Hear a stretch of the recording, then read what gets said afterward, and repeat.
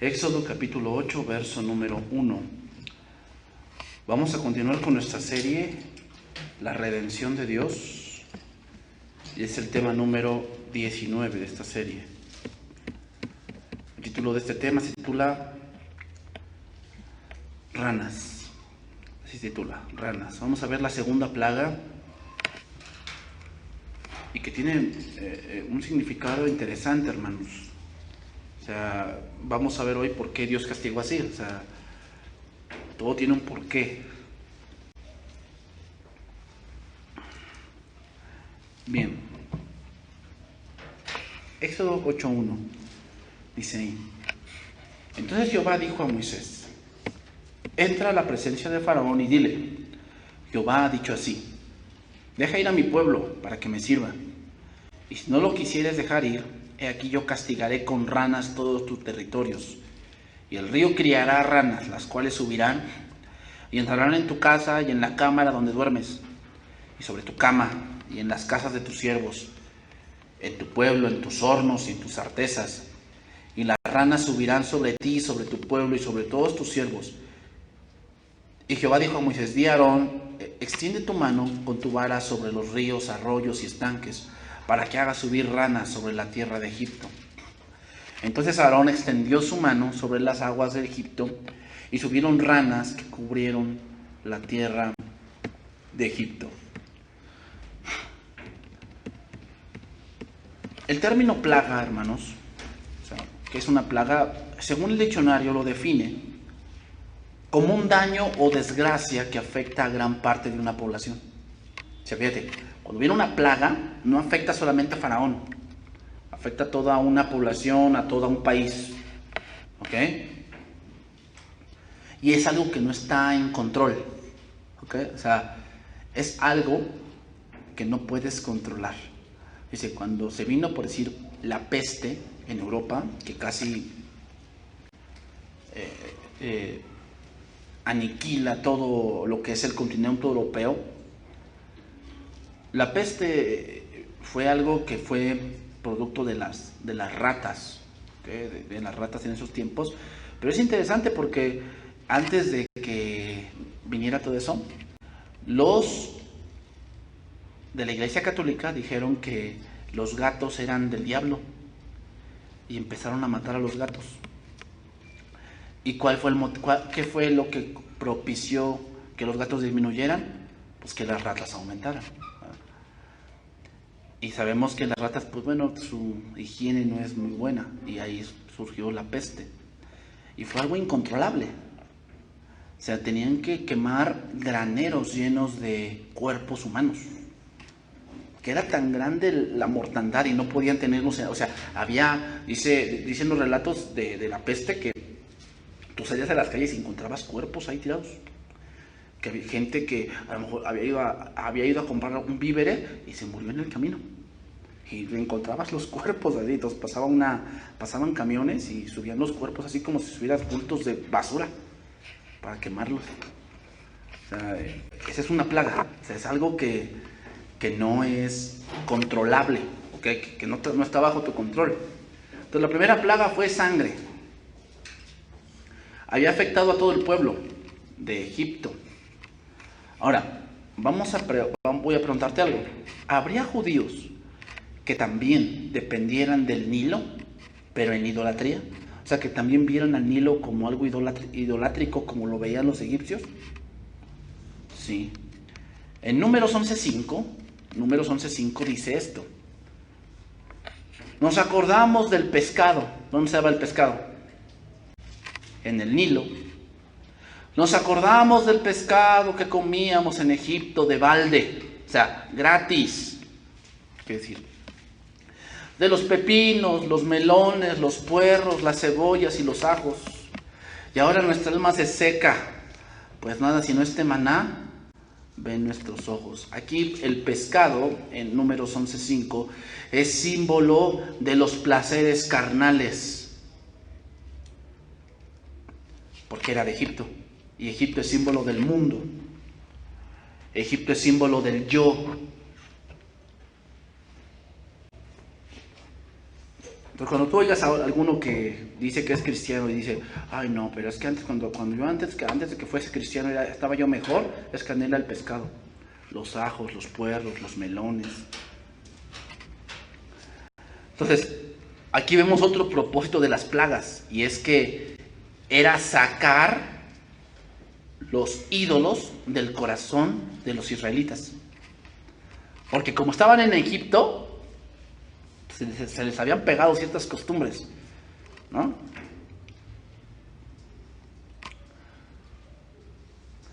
Entonces se calcula que para la siguiente plaga que viene aquí, pasaron más o menos unos 7 días, donde el pueblo sufrió, pero Faraón se encerró en su palacio, no importándole su pueblo, solo él mismo, ¿no? Y esa es la actitud del hombre que está en pecado.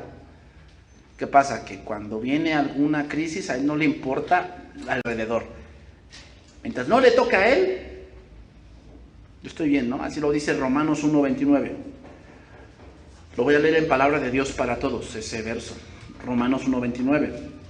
Esta gente, dice, se mantiene haciendo toda clase de injusticias, corrupción, codicia y maldad. Viven llenos de envidia, asesinatos, peleas y fraudes. Siempre están pensando hacer mal a los demás. Son unos chismosos, dice. Hablan mal de los demás, odian a Dios, son insolentes, orgullosos, vanidosos, inventan maldades y no obedecen a sus padres. Son insensatos, no cumplen sus promesas, son insensibles y no tienen piedad de nadie. Eso es lo que el carácter de un hombre que está en pecado. O sea, no le importa. Dice, no tiene piedad de nadie. O sea, Faraón era así. O sea, su pueblo sufriendo de sed, ¿no? Porque el Nilo se volvió sangre.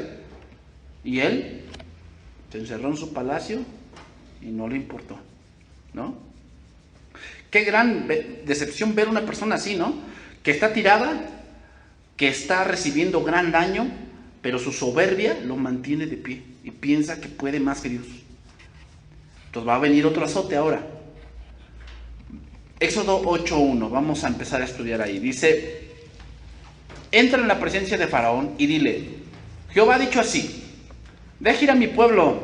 ¿Para qué? Eso es muy importante, para que me sirva. Pregunta, ¿a quién estaban sirviendo ahorita los israelitas? A Faraón, ¿no? Eran esclavos de Faraón. Servían por fuerza. Eran esclavos de Faraón, pero ahora se le dice que deje ir al pueblo para que ahora sean servidores de Dios.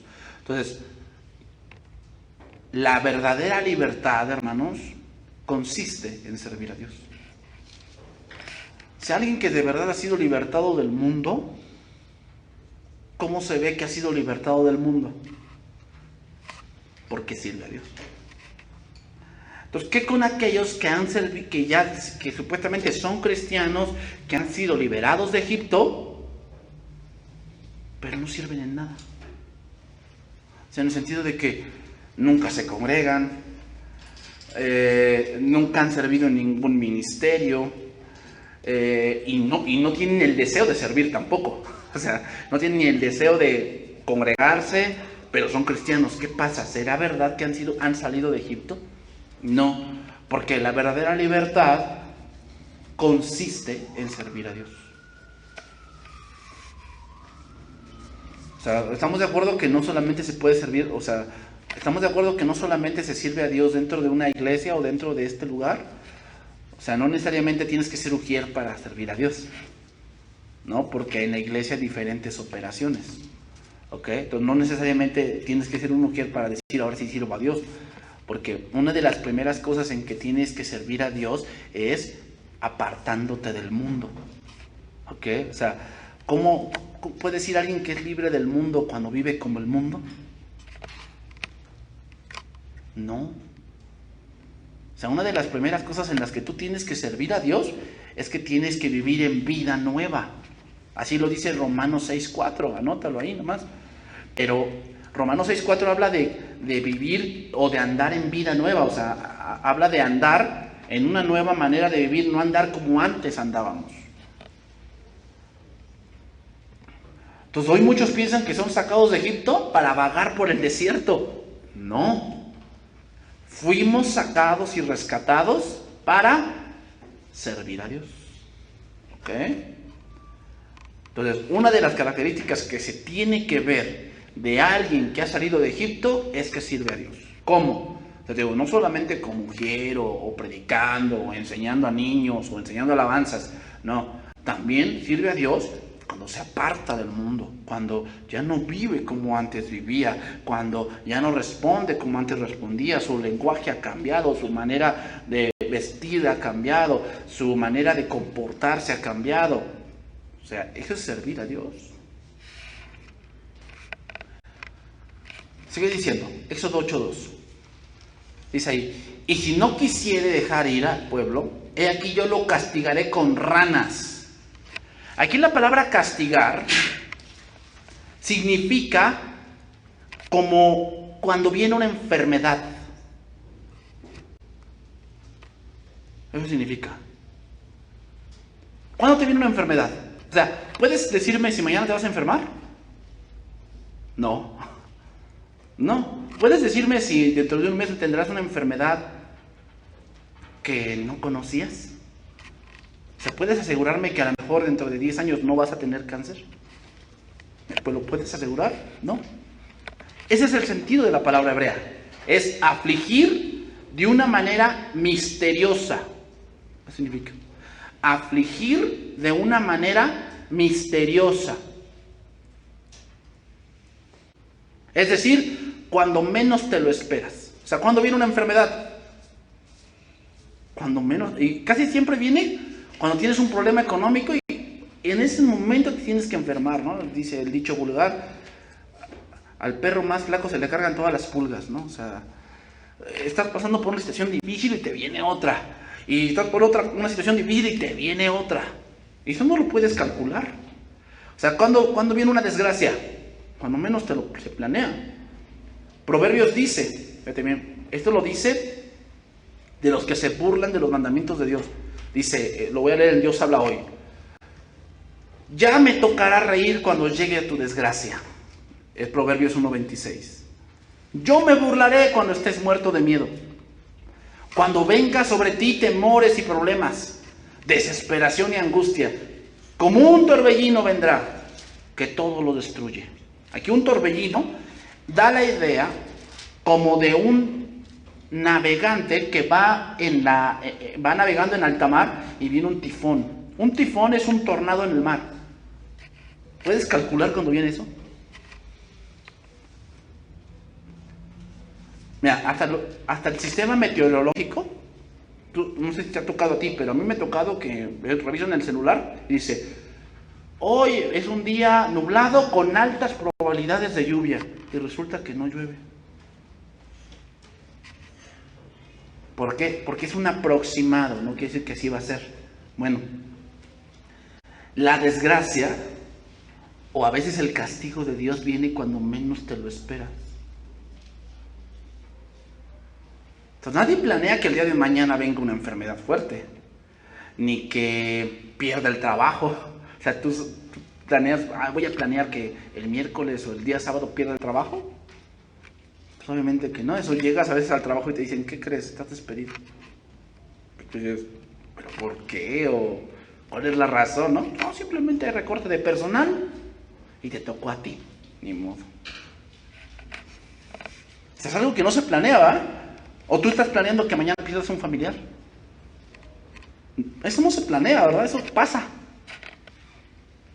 ¿Ok? Entonces, así vendrían las ranas. Se le avisaba a Faraón, si no dejas ir al pueblo, ¿qué? Van a venir ranas. Ahora, ¿te puedes imaginar la actitud de Faraón? Te voy a decir un contexto histórico aquí. Las ranas eran algo común en Egipto. Eran algo común. Era común ver ranas en las orillas del río Nilo. Y más cuando se desbordaba, era común ver ranas. Entonces decir, que te digan, si no te arrepientes, van a venir ranas. Ay, Moisés, las ranas es algo común. O sea, que van a venir ranas. Por todos los años hay ranas. O sea, hello, Moisés. Entonces, ¿te imaginas la actitud de Faraón en ese momento? O sea, si no te arrepientes, Faraón, van a venir ranas. Tú, ajá, sí, cómo no. Porque esa es la actitud de un hombre que está necio. Es como cuando tú le dices, oye, mira, si no te arrepientes, la Biblia dice que va a pasar esto. Ay, ajá, sí, cómo no. Ay, si todo el infierno es aquí. Es como llevemos nuestras vidas, ay, ajá, que haya infierno, ay, sí. O si Dios fuese amor, me daría dinero. Esa es la actitud de alguien necio. ¿Por qué? Porque en ese momento las ranas era algo común de Egipto. O sea, no era algo que tú dijeras, hay ranas, pues aquí no vienen. No, sí, era algo común. Bueno, vamos a ver más contextos históricos para entender por qué esta plaga. Los egipcios reverenciaban a una diosa llamada Heket, que era una mujer con cabeza de rana. Reverenciaban a esa diosa, le llamaban una diosa. Y le llamaban la diosa de las embarazadas. Así le llamaban.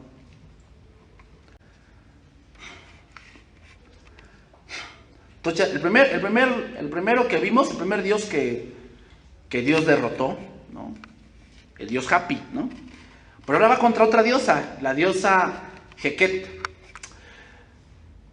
que era considerada la diosa de la fertilidad también. Y esto tiene un contexto, miren, cuando yo lo investigué dije, no, de verdad, no cabe duda que Dios es muy sabio. Los egipcios reverenciaban a las ranas y las tenían como amuletos. ¿Cómo ves? ¿Se ve? ¿Has visto negocios con su rana? Es porque es un amuleto y viene de los egipcios. Las ranas hoy en día se utilizan para atraer el dinero y eso viene del Feng Shui, que tomaron la adoración de esta parte de Egipto. ¿Te imaginas? Dice que los consideraban animales sagrados y que los egipcios decían que habría mala suerte si matabas una rana intencionalmente. Ayer leyendo un blog sobre esto, decía, no, yo no sé lo que significan las ranas, pero qué bueno, que saben muy ricas, dice. Saben a pollo, dice, los que comen rana. Bueno, fíjate, el croar de las ranas desde el río indicaba a los granjeros que la tierra estaba lista para ser sembrada. ¿Ok?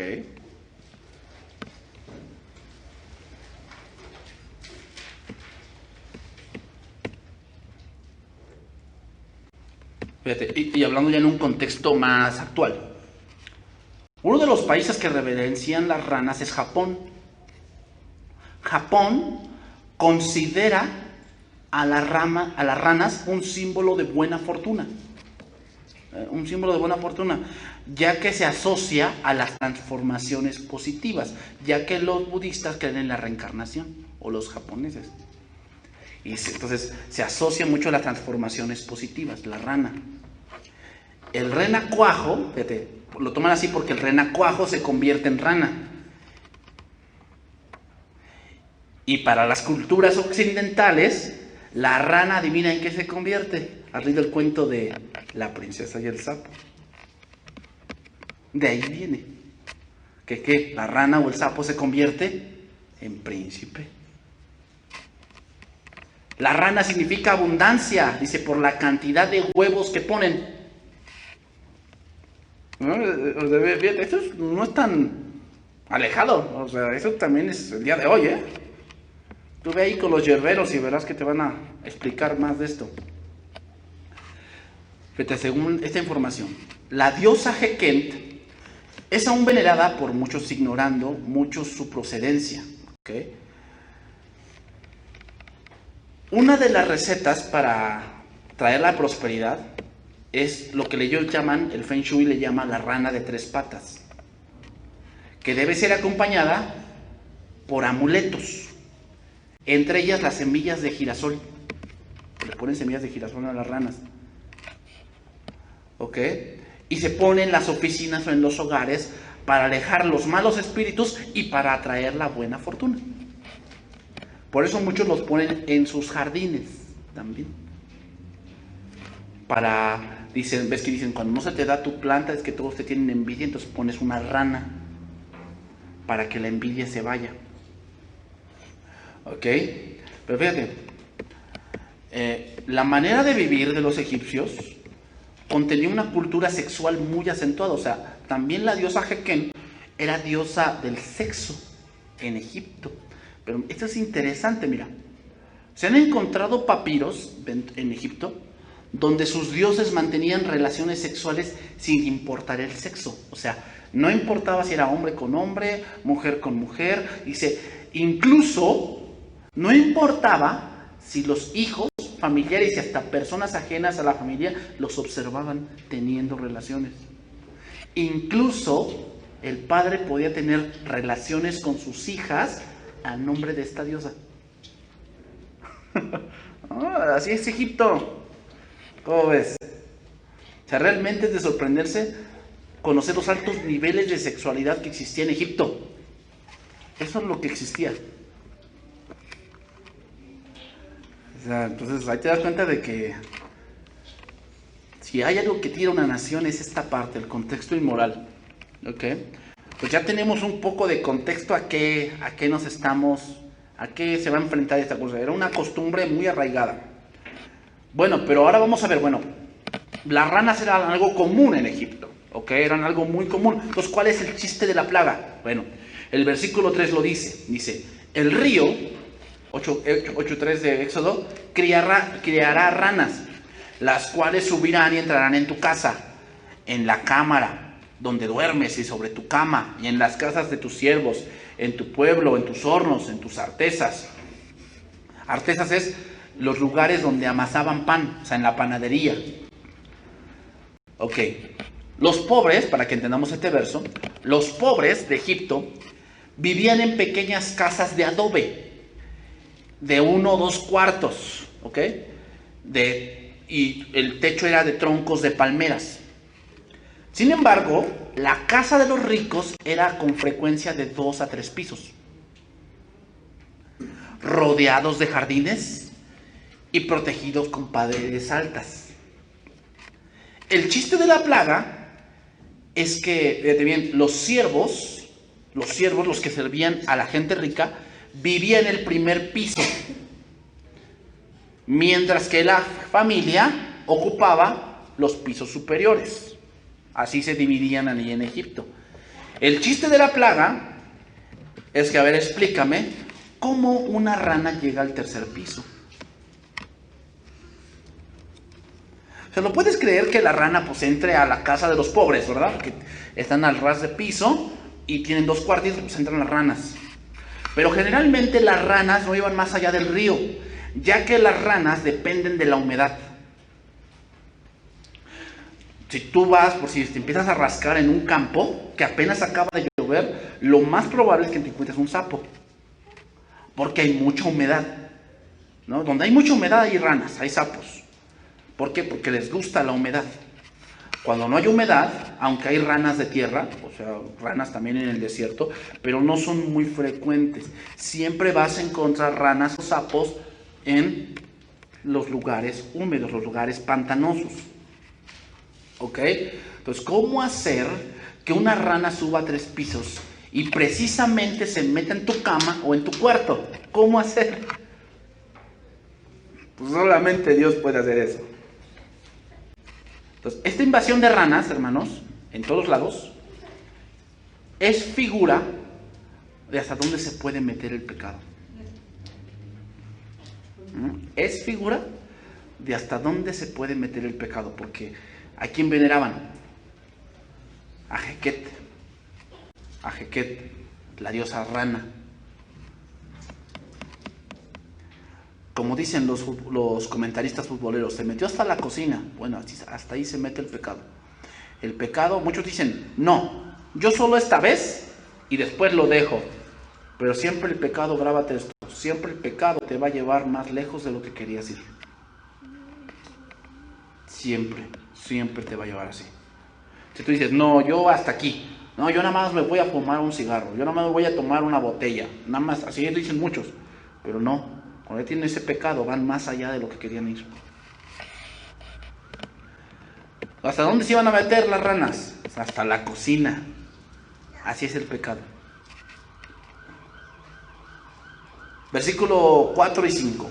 Y las ranas subirán sobre ti, sobre tu pueblo y sobre tus siervos. Y Jehová dijo a Moisés, di a Aarón, extiende tu mano con tu vara sobre los ríos, arroyos y estanques, para que haga subir ranas sobre la tierra de Egipto. Entendemos que entre el versículo 4 y 5, Faraón, como buen necio, los ignoró y les dio la espalda. ¿Verdad? O sea, ¿por qué luego se dice, Jehová le dijo a Moisés, hazlo? Porque se entiende que cuando Moisés le dijo, si no te arrepientes van a venir ranas, él, ¿cómo te imaginas que Faraón actuó? Mira, las ranas son algo común. ¿Quién no ha visto ranas?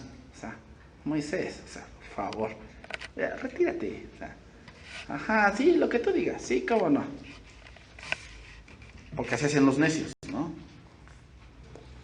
Entonces, eso es típico de alguien que no teme a Dios y se burla de los mandamientos de Dios, ¿verdad? Da la espalda. Entonces, viene lo que ha sido anunciado a Faraón. La primera plaga, fíjate bien, hermano, la primera plaga no representó una amenaza de vida, ¿ok? Sino que era una molestia, nada más, una molestia. O sea, no quiero comer sangre, no quiero tomar sangre, voy a cavar un pozo, ¿no? Entonces es una molestia. Pero Faraón la ignoró. Pero esta plaga, Faraón no la podía ignorar. Entonces la primera plaga te fuiste a tu palacio, ¿verdad, Faraón? Sí. Pues ahora voy a llenar tu palacio de ranas. A ver si ahora sí te refugias, ¿verdad? Y cuando sientas que cuando te sientes a la mesa y te empiecen a subir, y cuando tengas tu comida ahí encima de la mesa y una rana encima, y tengas que oírlas croar toda la noche y en tu oído. O sea, ¿te imaginas eso? Y cuando las tengas ahí en tus jardines plagado de ranas, y que no te dejen dormir, y que no te dejen comer, y que no te dejen trabajar. ¿Sabes quién hace eso? De que no te dejen comer, no te dejen trabajar. La conciencia. Yo lo vi con un joven, ahí en la universidad. Él era muy alegre, o sea, él era, vamos a decirlo, muchos dicen así, el bufón.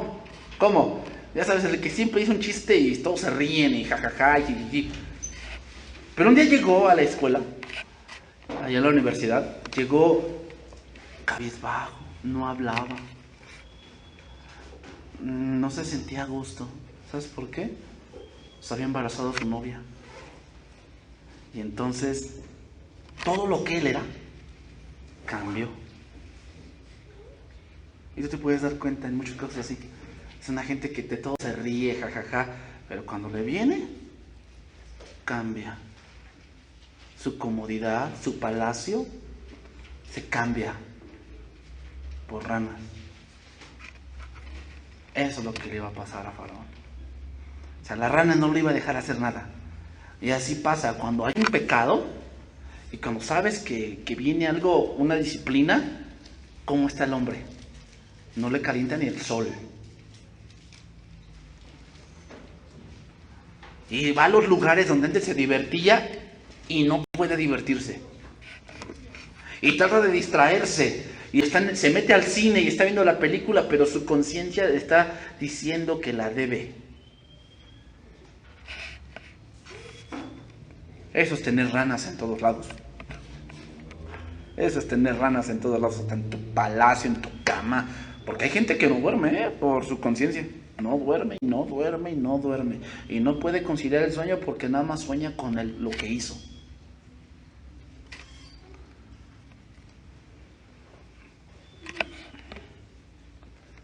Eso es tener ranas en todos lados. ¿Cómo ves?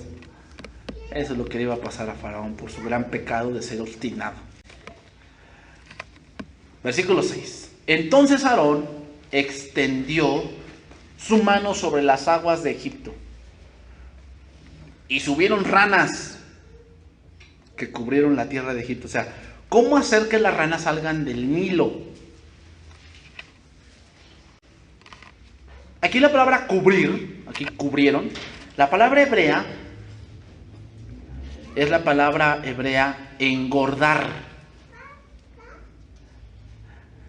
Y da la idea, hermanos, la palabra casa, con K, la palabra hebrea, es como cuando tú estás en tu casa o en tu cama y te cubres con una cobija. O sea, ¿te imaginas la gran cantidad de ranas que eran? Que cubrían. O sea, como si tú te cubres con una cobija, pero te cubre todo. Así eran las ranas. O sea, no creas que eran 100 o 200. No. Eran millones de ranas. Que tú las veías y no sabía el camino. Sino que nada más era un río de ranas. Eso es una plaga, algo incontrolable. Pero fíjate bien lo que dice el versículo 7. Dice, y los hechiceros hicieron lo mismo. ¿Qué hicieron? Traer ranas. Pregunta, ¿por qué no mejor las quitaron? O sea, ¿por qué hicieron lo mismo y por qué no mejor quitaron las ranas en vez de traer más? Porque esto nos da el principio, hermanos, que los métodos del hombre solo producen más pecado.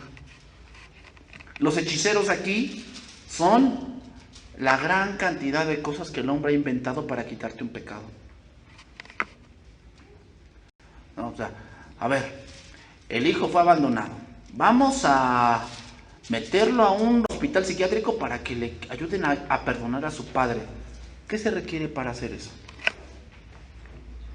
Para que de verdad alguien con rencor perdone a alguien. Que te vayas ahí a cursos de autoestima.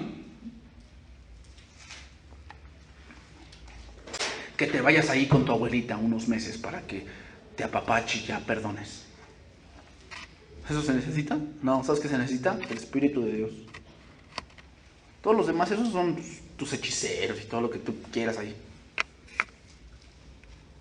Y hay muchos hombres que confían más en los hechiceros que en Dios mismo. O sea, los hechiceros nada más te van a hacer traer más ranas. O sea, por un principio parece que sí cambias, que sí te ayudan. Pero en realidad lo único que estás haciendo es que traigan más ranas a tu vida. Por eso maldito el hombre que confía en el hombre.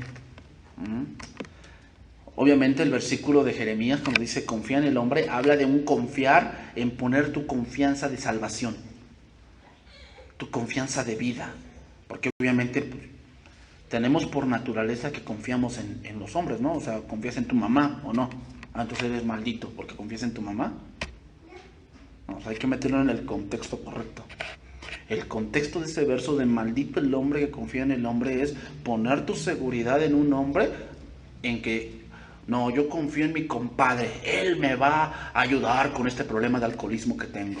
No, eso es un hechicero. Lo único que va a hacer es que por un momento va a tratar de ayudarte, pero al final vas a recaer y van a venir más ranas a tu vida.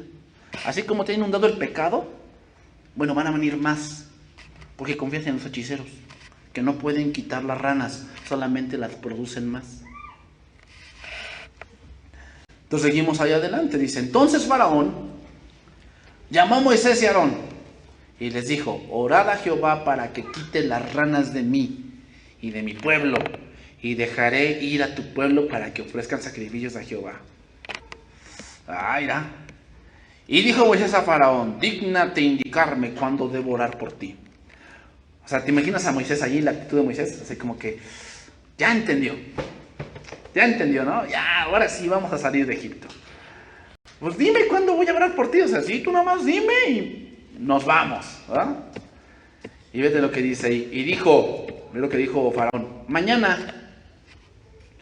Y Moisés respondió, se hará conforme a tu palabra, para que conozcas que no hay como Jehová nuestro Dios, ¿no? Y las ranas se irán de ti, y de tus casas, y de tus siervos, y de tu pueblo, y solamente quedarán en el río. Vaya, como te digo, ya parece que ya entendió. Pero aquí viene una pregunta interesante. ¿Por qué no dijo ahorita? O sea, Moisés le dijo, dime cuándo quieres que oremos para que se quiten. Y le dijo, mañana. ¿Por qué no dijo, no, pues ahorita? Ora ahorita y que se vayan. Te lo voy a responder con un pasaje. Lucas 9:59. Lucas 9:59.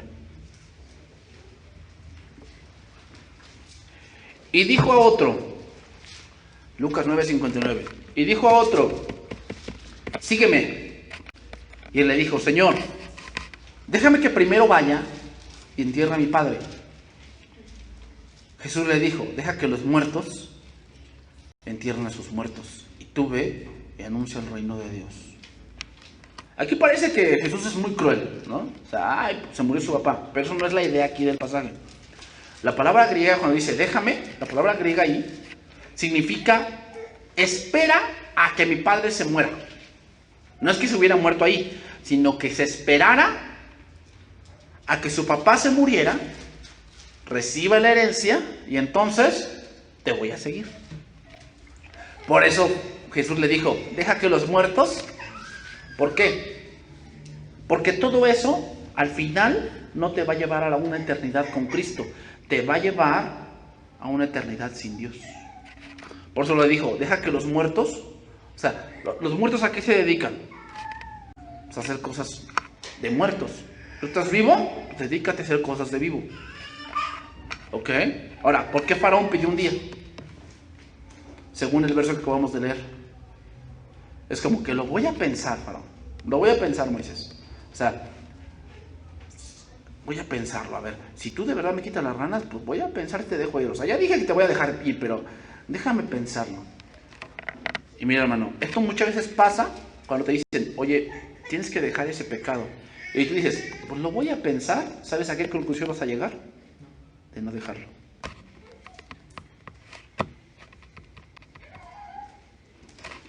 ¿Cuándo es el día de arrepentirse? Hoy. Hoy es el día que dejé ya tus cositas allá del mundo, ya déjalas. Tus malas actitudes, o tu orgullito de macho que piensas que... No, ya déjalo, ya. Hoy. Si sigues pensando que a ver si lo dejamos o no, es reducir el alma a mortal angustia. Es como cuando Sansón, ¿te acuerdas de Dalila? Dalila se cuenta que es el pecado. Lo voy a leer en Dios habla hoy, Jueces 16:15. Dice, entonces ella le dijo, embustero. ¿Ah? ¿Te identificas con Dalila? ¡Ay, embustero! ¿Cómo te atreves a decir que me quieres? Ya van 3 veces que te burlas de mí y todavía no me has dicho de dónde viene tu fuerza. Hoy ando pensando en que si tengo que dejar esa relación que tengo. Oye, ¿sabes qué? Yo siento que esto no va. Ya no me quieres, ¿verdad? Ya no. Hay otra verdad en tu vida. No es eso, es que yo quiero obedecer. No, es que me hubiera dicho desde el principio.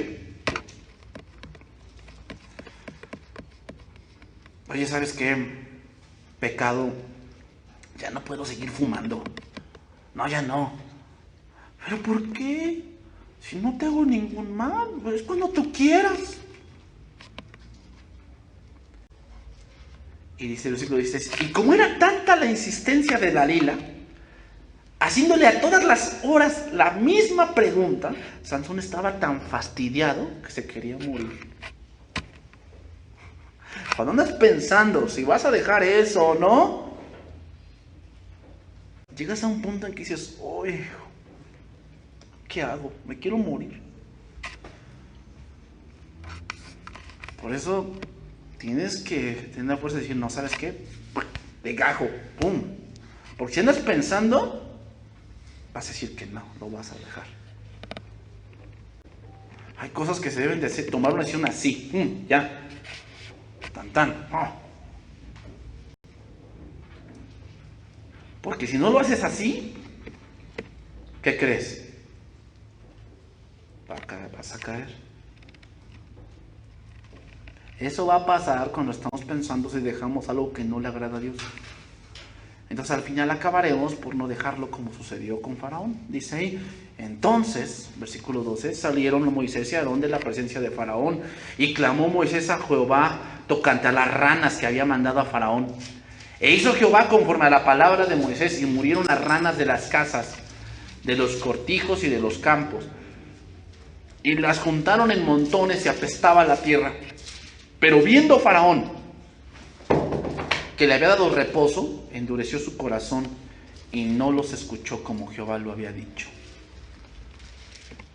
A ver, pregunta, ¿qué le había dicho Moisés? Que él iba a orar y que las ranas se irían. ¿Por qué solamente se murieron?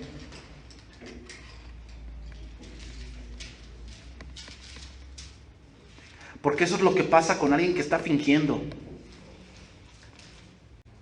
Nunca lo va a dejar. Simplemente como que finge. Pero ¿sabes qué? Su actitud apesta. Porque eso es lo que pasó, ¿no? Las ranas dice, las juntaron en montones. ¿Y qué pasaba con la tierra? Apestaba. Eso pasa con alguien que solamente finge. Finge que, ay, sí, me equivoqué. Ay, sí, perdónenme. Pero finge. ¿Y sabes qué?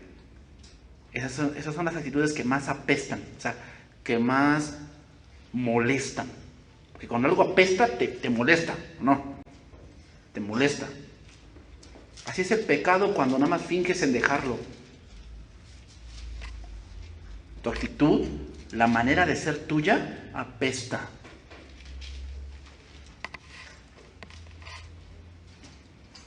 Parece que las cosas mueren en él. Parece que sí se está superando lo que le aqueja, lo que le estorba, pero apesta. Mientras el corazón no es renovado por la gracia de Dios, las impresiones producidas por la aflicción no perduran. Mientras el corazón no es renovado por la gracia de Dios, las impresiones producidas por la aflicción no perduran. Tú puedes ver a gente que sufrió un accidente muy fuerte y puedes ver que vienen a la iglesia, pero esa impresión, si su corazón no es renovado, se va a volver a ir.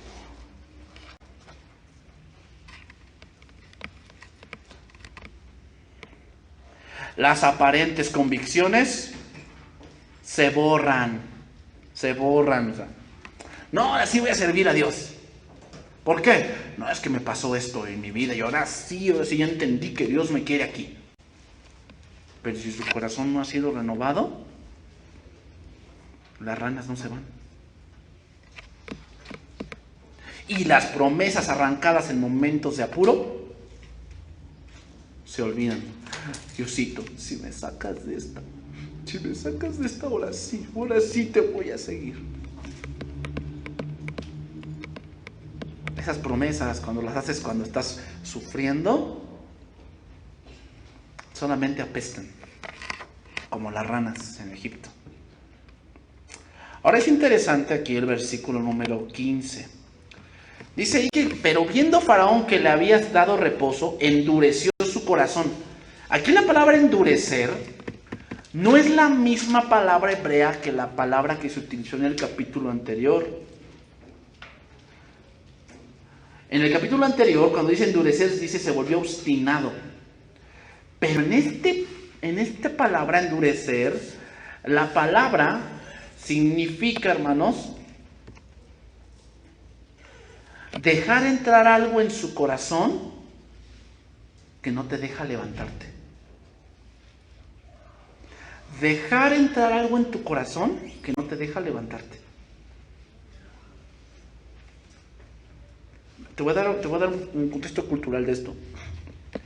Cuando un hombre moría en Egipto, el corazón de quien ha fallecido era pesado en una balanza. Y se ponía de un lado el corazón y de otro lado una pluma, que representaba lo que ellos llamaban el mat, o sea, es decir, la verdad y la justicia. Para determinar si el individuo sería conducido a una vida venidera de felicidad o sería devorado.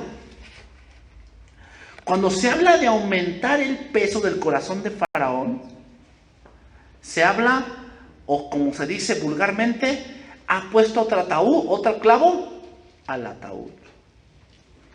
Cuando tú razonando, dices, bueno, ya me sacó Dios de esto, pero el pecado, tu deseo es tan fuerte que desobedeces nuevamente. Estás firmando una sentencia de muerte.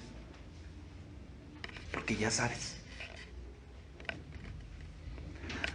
Bien, hermanos, las primeras plagas, podemos decir de la 1 a la 5 a la 4, son oportunidades donde Dios te permite que te arrepientas. ¿Ok? O sea, te viene sangre, te viene ranas, o la próxima vamos a ver piojos, que en realidad son como mosquitos. Pero va a llegar un momento en las plagas que ya no son para que se arrepienta, son como castigo. O sea, hay un tiempo en que Dios te permite ser afligido, te permite disciplinarte para que te arrepientas. Pero si no te quieres arrepentir allí, ya no hay vuelta de hoja. Ya, te vas a destruir. Entonces dice la palabra de Dios, buscad al Señor mientras puede ser hallado. Entonces, fíjate bien, también hoy con frecuencia sucede que las personas desafían a Dios precisamente como lo hizo el faraón. En tiempo de crisis, claman al Señor en busca de ayuda. Están dispuestos a prometerle cualquier cosa si les quitan la amenaza de sus problemas. Pero tan pronto pasa la crisis, olvidan rápidamente cualquier promesa que hayan hecho en enmendar su vida pecaminosa.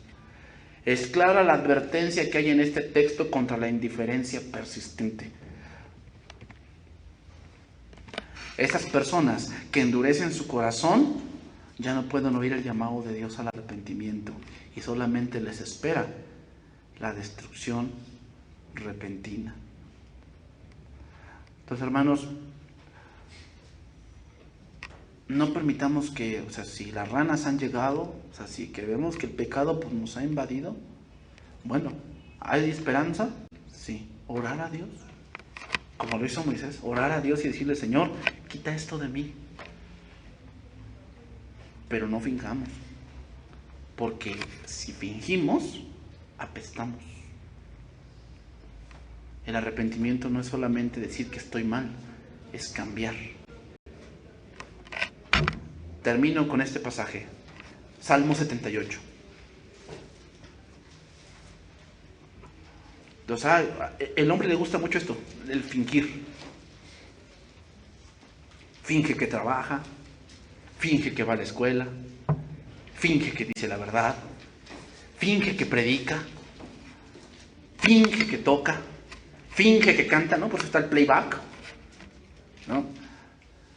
Finge que es un buen marido, fingen que son un buen matrimonio, los hijos fingen que obedecen, todo es de fingir. Pero cuando ves de verdad su vida, ¿cómo qué pasa? Huele mal, así como que algo me huele aquí, algo raro que no está bien, ¿verdad? Te acuerdas con tus hijos, ¿no? Cuando tus hijos andan medio raros y dicen, me huele aquí algo que no está bien, pero él trata de fingir que ¿qué? Yo estoy bien, no pasa nada, mamá, no pasa nada. Yo estoy bien, en la escuela voy bien, con mis amigos estoy bien, en la iglesia voy bien, y tú dices, como que aquí apesta algo, como que no me huele. No, mamá, no, ¿cómo crees? No. Y cuando vas examinando más adentro, que descubres ahí las ranas, ¿verdad? Muertas. Ya le había invadido la desobediencia. Reconoció que estaba mal, trató de enmendar, pero no lo quitó. Entonces ahí están las ranas muertas, apestando su vida, pero tratando de fingir que lo dejó. Dice ahí, Salmo 78, 1. No voy a leer todo el pasaje, que es mucho, son 72 versos. Pero voy a leer ciertos pasajes nada más, los primeros 10 o 15 pasajes. Dice, escucha, pueblo mío, mi ley. Inclinad vuestro oído a las palabras de mi boca. Abriré mi boca en proverbios. Proverbios significa en enseñanzas profundas. Hablaré cosas escondidas desde tiempos antiguos, las cuales hemos oído y entendido que nuestros padres nos las contaron. No las encubriremos a nuestros hijos, contando a la generación venidera las alabanzas de Jehová y su potencia y las maravillas que hizo. Él estableció testimonio en Jacob y puso ley en Israel, la cual mandó a nuestros padres que la notificasen a sus hijos, para que lo sepan de la generación venidera, los hijos que nacerán, y los que se levantarán lo cuenten a sus hijos, a fin de que pongan en Dios su confianza, y no se olviden de las obras de Dios, que guarden sus mandamientos, y no sean como sus padres, generación contumaz y rebelde, generación que no dispuso su corazón, ni fue fiel para con Dios su espíritu. Los hijos de Efraín, arqueros armados, volvieron las espaldas en el día de la batalla. No guardaron el pacto de Dios, ni quisieron andar en su ley, sino que se olvidaron de sus obras y de sus maravillas que les había mostrado. Delante de sus padres hizo maravillas en la tierra de Egipto, en el campo de Zoán. Dividió el mar y los hizo pasar, detuvo las aguas como en un montón. Les guió de día con nube y de noche con resplandor de fuego. Hendió las peñas en el desierto y les dio a beber como de grandes abismos. Pues sacó de la peña corrientes e hizo descender aguas como ríos, pero aún volvieron a pecar contra él, rebelándose contra el Dios Altísimo en el desierto, pues tentaron a Dios en su corazón, pidiendo comida a su gusto. Y hablaron contra Dios diciendo: ¿podrá poner mesa en el desierto?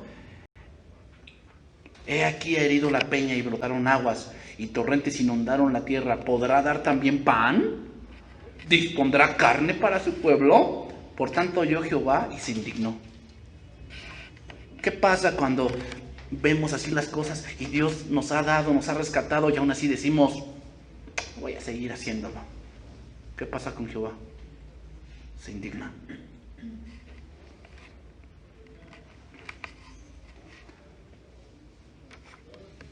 Entonces, tú puedes seguir leyendo ese pasaje. Yo lo leía hace 3 semanas y ayer igual. Y digo: Señor, perdónanos. ¿Por qué? Porque así somos. Así somos. Dios te ha rescatado de una enfermedad, te ha dado tu trabajo, te da dinero para que comas. No te ha desamparado. Y aún así tú dices: yo ya no voy a hacer lo que me toca. Ay, me pidieron hacer el resumen, pero no lo voy a hacer. Ahí estás, Israel. Es lo que yo muchas veces yo me digo a mí mismo: Señor, yo si hubiera sido Israel, yo hubiera creído, la verdad. O sea, yo si hubiera obedecido allá en el desierto. Y Dios me responde: ¿y por qué no me obedeces ahorita? Bueno, yo decía allá. No, el Señor quiere nuestra obediencia hoy, hermano. Y si ya nos dimos cuenta de que hay ranas en una parte de nuestra vida, bueno, a sacarlas, ¿no? A sacarlas. Que Dios bendiga su palabra, hermanos.